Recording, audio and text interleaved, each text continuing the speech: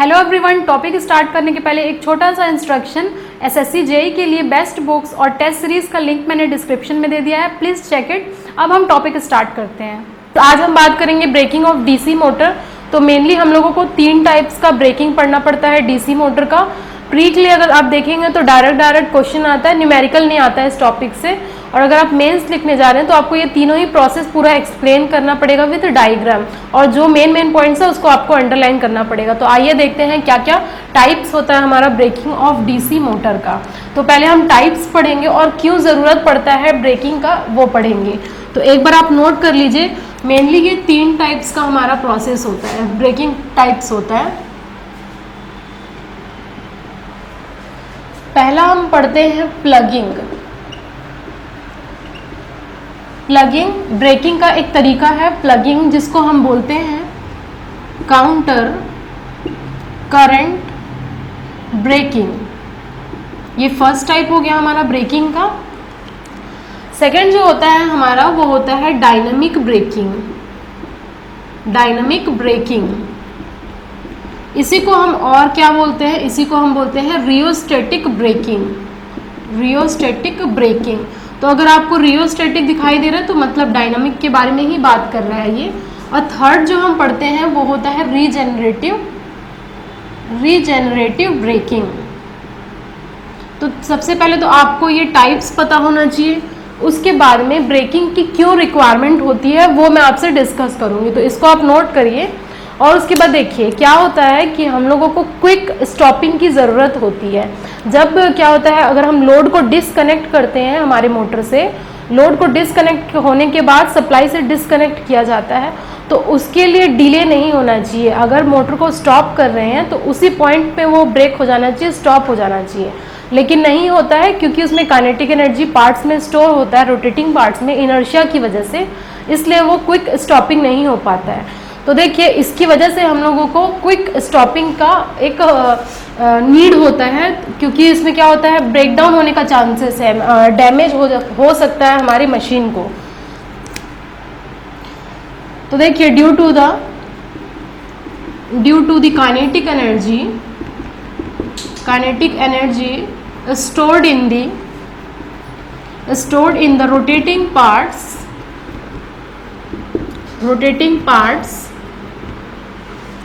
Due to moment of inertia की वजह से काइनेटिक एनर्जी स्टोर होता है, इसकी वजह से क्विक स्टॉपिंग नहीं हो पाता है।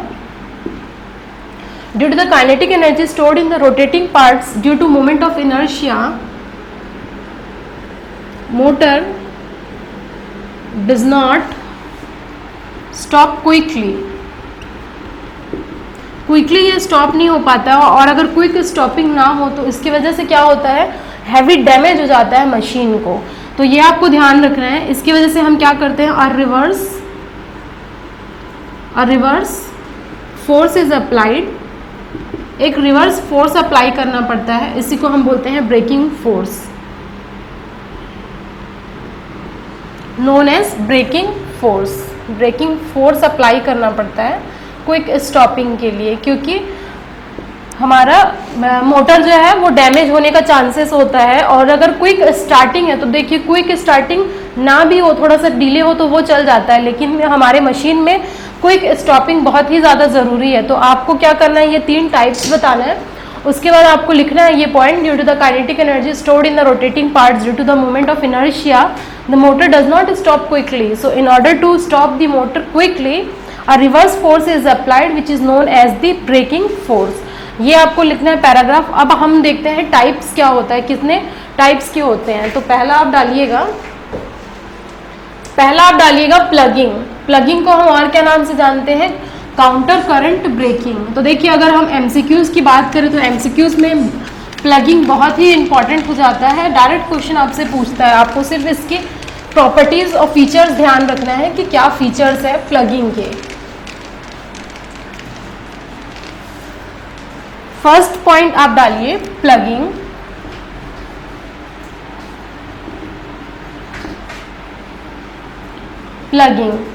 तो हम एक डीसी शंट मोटर ड्रॉ कर लेते हैं। डीसी शंट मोटर हमने ड्रॉ कर लिया, ये इसका हो जाएगा armature. This is EA, this is VT plus minus VT terminal voltage, this is the load current, this is the armature current and this is the shunt current, this is the shunt field। तो ये हमारा हो गया एक DC shunt motor. अगर आपसे पूछता है कि प्लगिंग क्या होता है, तो देखिए प्लगिंग में हम क्या करते हैं, एक रिवर्स फोर्स अप्लाई करते हैं।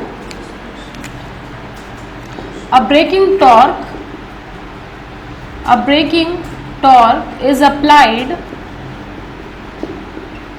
अब ब्रेकिंग टॉर्क इज अप्लाइड, हम लोग इस तरीके से टॉर्क अप्लाई करते हैं रिवर्स में, जो कि so that the motor rotates in the opposite direction. Opposite direction में इसको रोटेट कराया जाता है प्लगिंग के केस में। तो इसी केस में एक रिवर्स फोर्स अप्लाई किया जाता है और मोटर को उल्टे डायरेक्शन में घुमाने की कोशिश की जाती है। सपोज फॉर एग्जांपल अगर हमारा मोटर इनिशियली क्लॉकवाइज डायरेक्शन में रोटेट कर रहा है, तो एक हम लोग ब्रेकिंग टॉर्क अप्लाई करेंगे, फोर्स अप्लाई करेंगे अदर डायरेक्शन में। तो देखिए हम लोगों को अप्लाई करना पड़ता है ऑपोजिट डायरेक्शन में, एंटी क्लॉकवाइज रोटेट कर जाता है हमारा ये मोटर ब्रेकिंग। तो इसमें हम लोग क्या होता है, आर्मेचर को हम लोगों को ऑपोजिट डायरेक्शन में रोटेट करना पड़ता है। Armature is rotated in the opposite direction, in the opposite direction.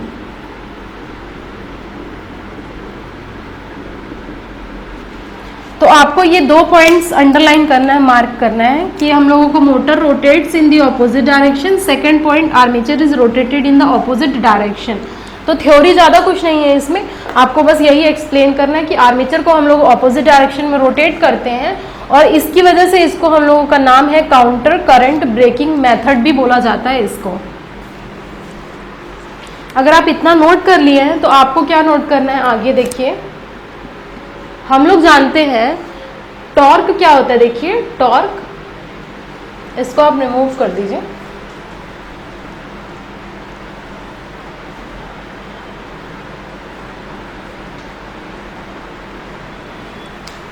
Torque हमारा होता है, देखिए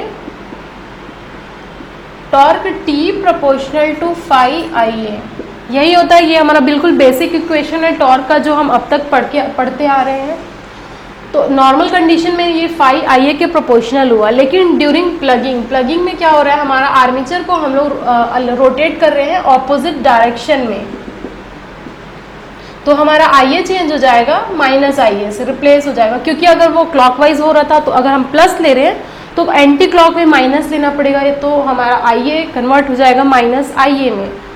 टॉर्क इज प्रोपोर्शनल टू, देखिए फाई माइनस IA, यानी कि हमारा torque is proportional to minus phi IA आ रहा है।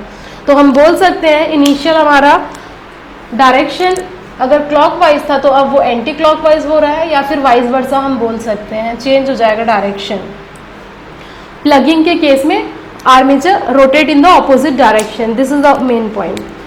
अब इक्वेशन देखते हैं, देखिए ड्यूरिंग नॉर्मल कंडीशन में हमारा होता क्या था,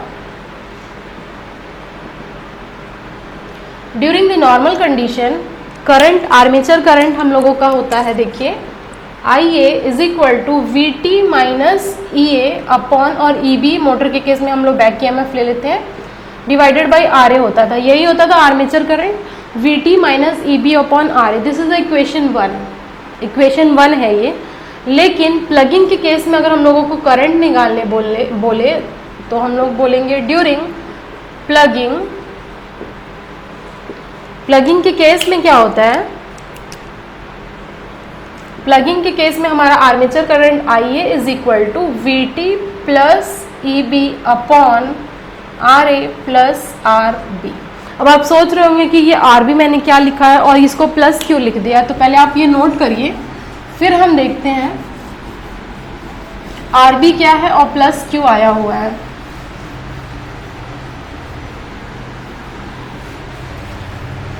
तो देखिए IA is equal to VT plus EB upon RA plus RB। इस इक्वेशन में अगर मैं देखूं तो पहले हम लोग इनिशियली देखें यहाँ पर माइनस लिखते थे, अब हम लिख रहे हैं प्लस। ये हमारा ब्रेकिंग की कंडीशन है, प्लगिंग की, क्योंकि ये हमारा क्या हो जा रहा है, आर्मेचर को हम ऑपोजिट डायरेक्शन में रोटेट कर रहे हैं, इसकी वजह से देखिए यहाँ पर एक प्लस आ रहा है और एक एक्सटर्नल रेजिस्टेंस हम लोगों को आर्मेचर के सीरीज में ऐड करना पड़ता है, आरबी, जिसको हम बोलते हैं ब्रेकिंग रेजिस्टेंस, ब्रेकिंग रेजिस्टेंस।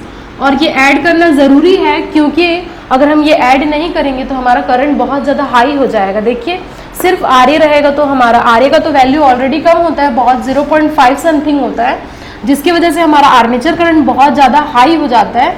इसलिए इसको लिमिट करने के लिए हम एक ब्रेकिंग रेजिस्टेंस लगाते हैं। तो आरबी हम लोग क्यों कनेक्ट करते हैं, RB is connected, it is connected to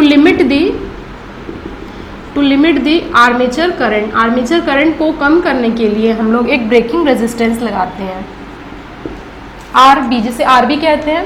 question अगर आपसे देगा तो आपको पूछेगा कि आरबी हम क्यों कनेक्ट करते हैं, this is the first question.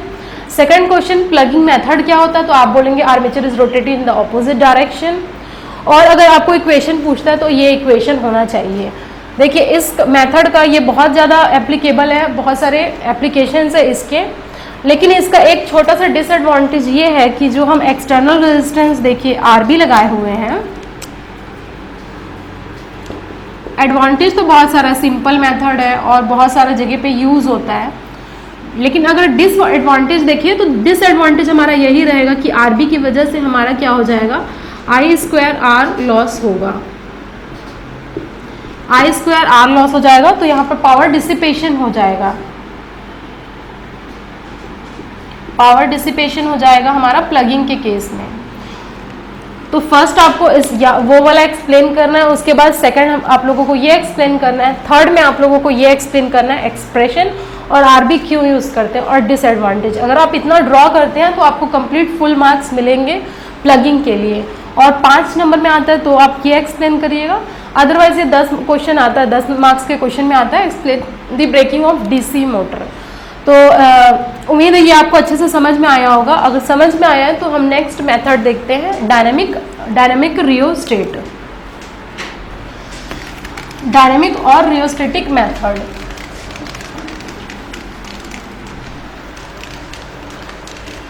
तो कई बार तो नाम ही पूछ देता है कि डायनेमिक ब्रेकिंग को और किस नाम से जाना जाता है, तो आपको पता रहना चाहिए कि डायनेमिक ब्रेकिंग को हम रियोस्टेटिक ब्रेकिंग भी बोलते हैं।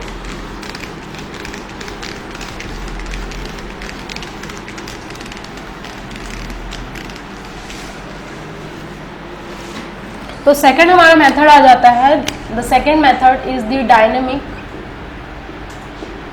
और स्लैश में डालिएगा rheostatic braking, rheostatic braking important है, एमसीक्यूज क्वेश्चन पूछता है काफ़ी ज़्यादा इस टॉपिक से।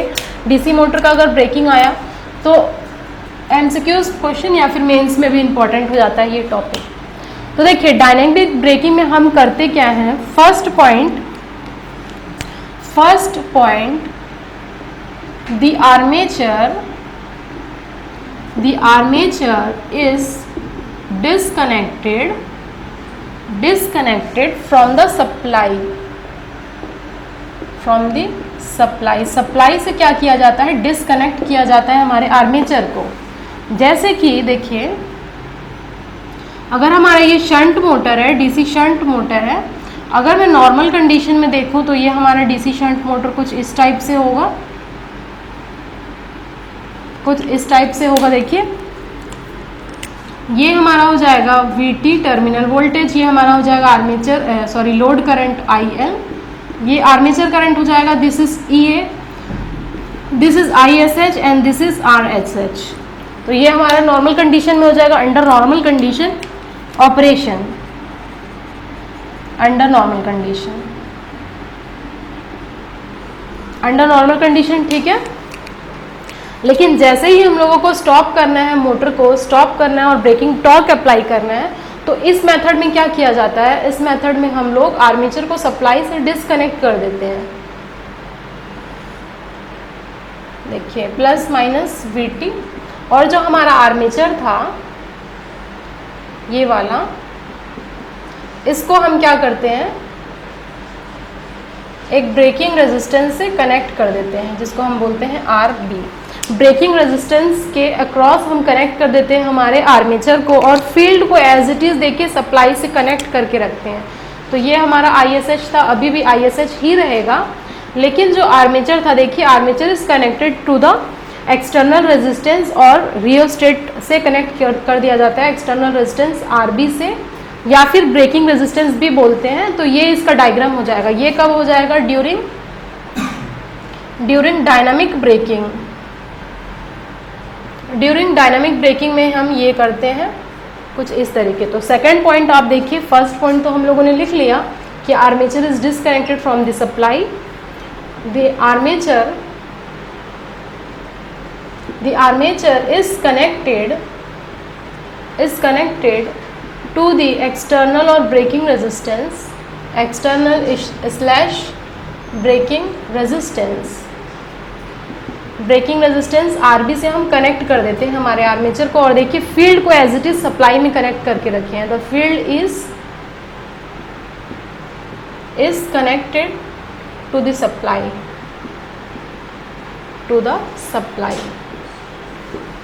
सप्लाई से हमारा कनेक्ट होता है। तो ये हमारा हो गया डायनेमिक का पूरा प्रोसीजर, और हम ब्रेकिंग टॉर्क अप्लाई करते हैं, जिसकी वजह से हमारा मोटर को एक स्टॉप हो जाता है। अगर हम नॉर्मल कंडीशन में देखें, इस कंडीशन में देखिए, ड्यूरिंग नॉर्मल कंडीशन अगर हम आर्मेचर करंट देखेंगे, तो आर्मेचर करंट देखिए अभी भी हमारा क्या हो जाएगा, अभी भी हमारा आर्मेचर करंट हो जाएगा IA is equal to VT minus EB upon RA। This is the normal equation, the normal current equation, IA is equal to VT minus EB upon RB। लेकिन देखिए जब ड्यूरिंग डायनेमिक ब्रेकिंग हो क्या रहा है हमारा, ड्यूरिंग डायनेमिक ब्रेकिंग आर्मेचर को तो हम डिसकनेक्ट कर दिए, यानी EB हमारा रिमूव हो जाएगा, डिसकनेक्ट कर देंगे हम लोग आर्मेचर को। देखिए VT से अब इसका कोई भी कनेक्शन नहीं है, ये एक सेपरेट सर्किट हो गया है हमारा। तो हम बोल सकते हैं IA is equal to VT upon RA। VT upon RA हमारा हो जाएगा डायनेमिक ब्रेकिंग के में इक्वेशन। यहाँ से EB हमारा रिमूव हो जाएगा। तो देखिए ये इक्वेशन है हमारा डायनेमिक ब्रेकिंग का, नॉर्मल कंडीशन का। अगर हम देखेंगे इस मेथड का डिसएडवांटेज, तो हमारा डिसएडवांटेज फिर से यही होगा कि इसमें पावर लॉस हो जाएगा, I² RB हमारा लॉसेस हो जाएगा। उसके बाद देखिए थर्ड हमारा जो मेथड आता है रीजनरेटिव मेथड, इसमें यहाँ मैं भूल गई, एक रेजिस्टेंस RB भी आएगा, क्योंकि एक्सटर्नल रेजिस्टेंस आपने लगाया हुआ है इसलिए। ये एक्सप्लेन करने के लिए आपको दो डायग्राम देखिए ज़रूरत पड़ेगा। एक तो नॉर्मल कंडीशन में आप डायग्राम ड्रॉ करिएगा, सेकंड जो हमारा कंडीशन होता है देखिए वो होता है ड्यूरिंग डायनेमिक ब्रेकिंग। तो आपको ये पूरा सर्किट डायग्राम एक्सप्लेन करना है कि हम लोग सप्लाई से VT आर्मेचर को डिसकनेक्ट कर रहे हैं, और एक एक्सटर्नल रेजिस्टेंस RB के अक्रॉस हमारा आर्मेचर को कनेक्ट कर रहे हैं। तो ये इक्वेशन आप लिखिएगा, ये थ्योरी लिखिएगा, मोर देन सफिशिएंट है, इससे ज़्यादा ज़रूरत नहीं है। अगर MCQs क्वेश्चन आता है इस टॉपिक से, तो आपको यही पूछेगा कि हम लोगों को आर्मेचर डिसकनेक्ट करते हैं किस ब्रेकिंग मेथड में, तो आपको डायनेमिक और रियोस्टेटिक ब्रेकिंग का पता होना चाहिए। थर्ड मेथड तो बहुत ही सिंपल है, थर्ड मेथड में कुछ भी ऐसा नहीं है। ये अगर आप नोट डाउन कर लिए हैं तो थर्ड मेथड आप देखिए। थर्ड जो मेथड है रीजनरेटिव ब्रेकिंग, तो नाम से ही थोड़ा सा आइडिया मिल रहा होगा आपको कि रीजनरेटिव ब्रेकिंग यानी कि दोबारा से जनरेट करना। किस चीज़ को वो हम देखेंगे अभी।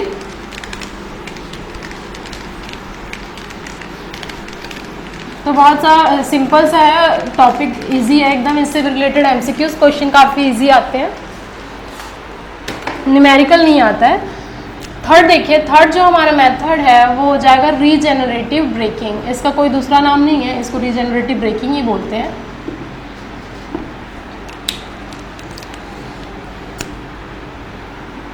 देखिए अभी तक हम जो दो मेथड पढ़ रहे थे, कौन कौन से पढ़ा हम लोगों ने पढ़ा प्लगिंग, सेकंड हम लोगों ने पढ़ा डायनेमिक ब्रेकिंग। इन दोनों ही मेथड में आप एक चीज़ कॉमन देख रहे होंगे, तो आपने देखा था कि एक आरबी एक्सटर्नल रेजिस्टेंस और ब्रेकिंग रेजिस्टेंस कनेक्ट किया गया था।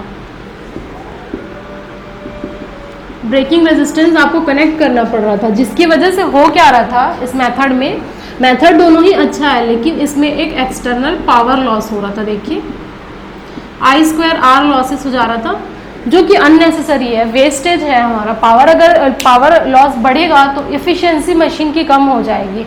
तो इस रेजिस्टेंस को लगाने के लिए हमारा प्रोसीजर तो बेस्ट था, करंट को तो लिमिट कर रहा था, लेकिन डिसएडवांटेज ये था कि पावर लॉस को क्या कर रहा है, इंक्रीज कर रहा है। I²R लॉस बढ़ते जा रहा है इन दोनों ही मेथड में। तो एक नया तरीका आया था कि रीजनरेटिव ब्रेकिंग, और इसमें हम यूज़ क्या करते हैं, हम लोग कोई भी एक्सटर्नल रेजिस्टेंस का यूज़ नहीं करते हैं।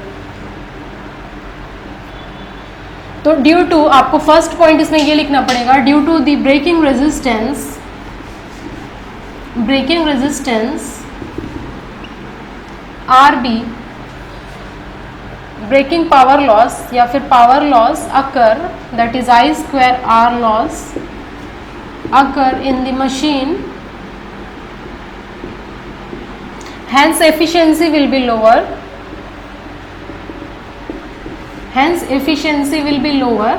तो efficiency हमारी कम हो जाएगी मशीन की। Second point, so in order to compensate for the power loss,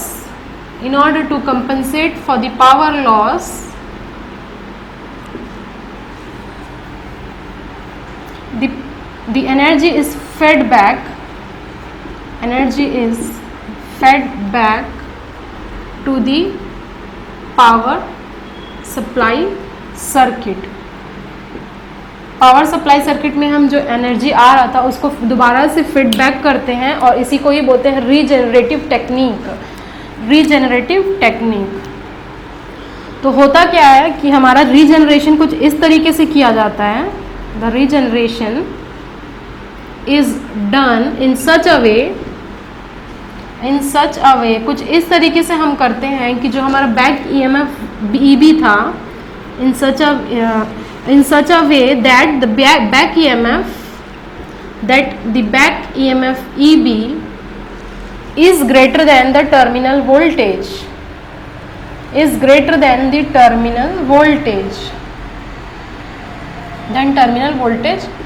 VT।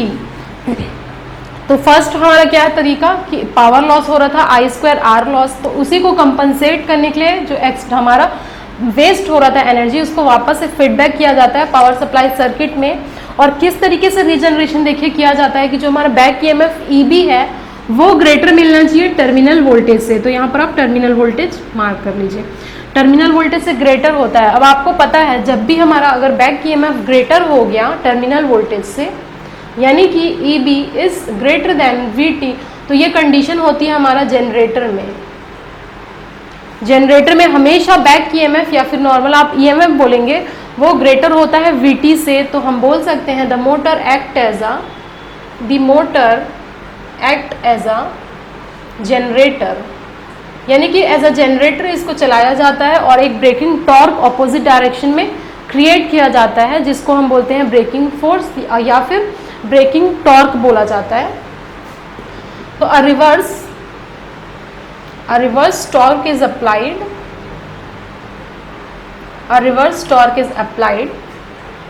so that the motor starts working as a generator,